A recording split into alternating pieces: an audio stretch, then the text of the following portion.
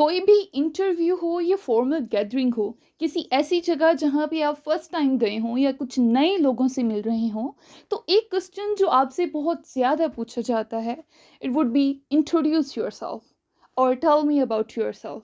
सो अस्सलाम वालेकुम ladies and gentleman. हमारा आज का जो टॉपिक है, it's how to introduce yourself. यानी अगर कोई आपको ये कहता है कि इंट्रोड्यूस योरसेल्फ और टेल मी अबाउट योरसेल्फ, तो आपने उसको आंसर किस तरह से करना है। क्योंकि हमें अपने बारे में बहुत सारी चीज़ें पता होती हैं, ठीक है, हम सारी चीज़ें जानते होते हैं, लेकिन किस सीक्वेंस में लेके चलना है ये जानना भी ज़रूरी है। ऐसा नहीं है कि हम स्टार्ट कर दें कि जी सबसे पहले आप अपनी लोकेशन का बता दो, फिर आप अपना नेम बताओ, फिर जाके आप ग्रीटिंग्स कर रहे हो, तो ये बहुत ही एक बैड सा इंप्रेशन देता है ना। तो हमें एक प्रॉपर सीक्वेंस का पता होना चाहिए कि किस सीक्वेंस में चीज़ों को लेके चलना है, ठीक है। सो अब हमने इस चीज़ को स्टार्ट कहाँ से करना है, it would be the very first step would be greetings, name and age. ये आपने सबसे पहली लाइन में ही बोलना है। किस तरह से ग्रीटिंग्स में आ जाता है, आपने ये नहीं कहना हाय, हे, इस तरह की ग्रीटिंग्स को अवॉइड करना है, हमने थोड़ा फॉर्मल की तरफ जाना है। वहाँ पे एज अ मुस्लिम हम कह सकते हैं अस्सलामु अलैकुम, ठीक है, good morning, good evening, good afternoon, इस तरह के आप यूज़ कर सकते हो। सेकंड, नेम आप अगर बताना है किसी को, तो उसके लिए आप क्या कर सकते हो, यहाँ पे कुछ फ्रेजेस मैंने दिए हैं। माय नेम इज़, जो भी आपका नेम है। आई एम, जो भी आपका नेम है वो यहाँ पे मेंशन करो। And third one is allow me to introduce myself. I am, यहाँ पे नेक्स्ट आपका नेम।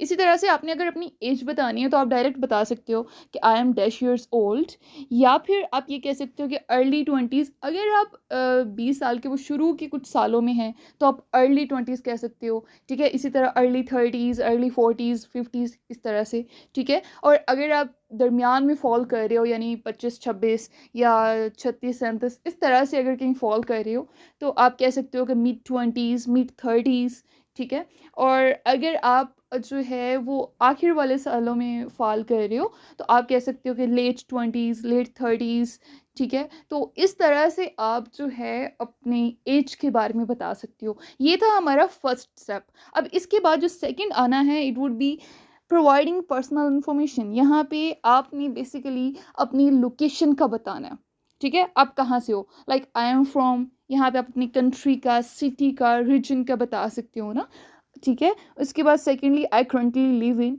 यानी ये आप उस टाइम पे यूज़ करोगे जब आप हो तो कहीं किसी और जगह से, यानी आप पैदा कहीं और हुए, लेकिन इस टाइम जो है वो उस पर्टिकुलर लोकेशन पे आप रह रहे हो, फाइन।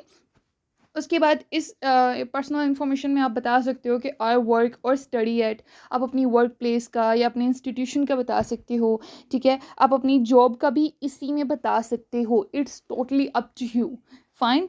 थर्ड जो स्टेप है, it's stating hobbies and interest. आप अपनी हॉबीज़ एंड इंटरेस्ट बता सकते हो, और इसे बताने के लिए मैंने यहाँ पे 3 फ्रेजेस लिखे हैं। आप कह सकते हो in my free time I enjoy, यहाँ पे आपकी जो भी हॉबी है, जो भी एक्टिविटी आप करते हो, उसे मेंशन कर दो। Second is I have a passion for, आपका जो भी इंटरेस्ट है, कोई भी एक्टिविटी है, आप उसके बारे में कह सकते हो।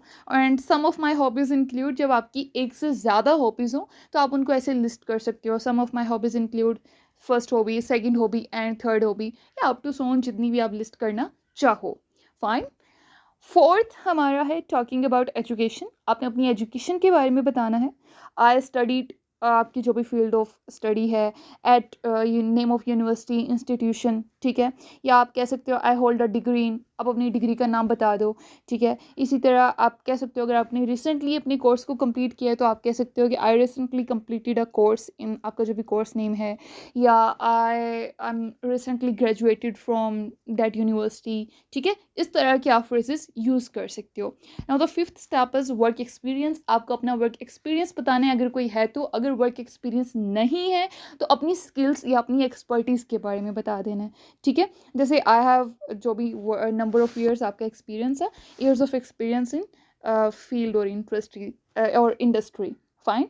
या previously I work at, company का नेम बता देना है, ऑर्गेनाइजेशन का नेम बता देना है, और आपने अपने साथ जॉब टाइटल लाजमी बता देना है, ठीक है।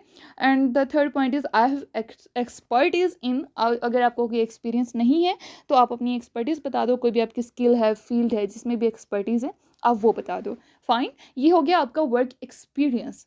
जो सिक्स्थ पॉइंट है या सिक्स्थ स्टेप कह सकते हैं, it would B expressing goals and ambitions.